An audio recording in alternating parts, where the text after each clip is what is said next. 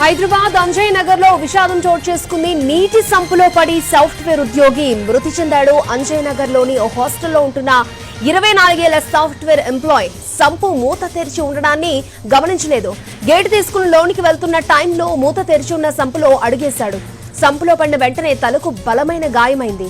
దీంతో సంపులోనే ప్రాణం కోల్పోయాడు. ఘటనా స్థలానికి చేరిన పోలీసులు సీసీటీవీ ఫుటేజ్ ని పరిశీలించారు.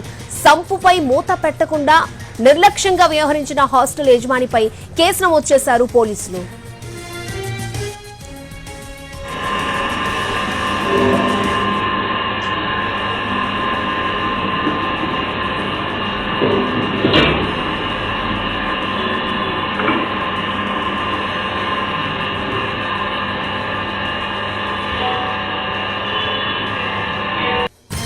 హైదరాబాద్ అంజయ్ నగర్ లో విషాదం చోటు చేసుకుంది. నీటి సంపులో పడి సాఫ్ట్వేర్ ఉద్యోగి మృతి చెందాడు. అంజయ్ నగర్ లోని ఓ హాస్టల్లో ఉంటున్న 24 ఏళ్ల సాఫ్ట్వేర్ ఎంప్లాయ్ సంపు మూత తెరిచి ఉండడాన్ని గమనించలేదు.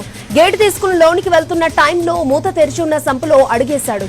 సంపులో పడిన వెంటనే తలకు బలమైన గాయమైంది. దీంతో సంపులోనే ప్రాణం కోల్పోయాడు. ఘటనా స్థలానికి చేరిన పోలీసులు సీసీటీవీ ఫుటేజ్ ని పరిశీలించారు.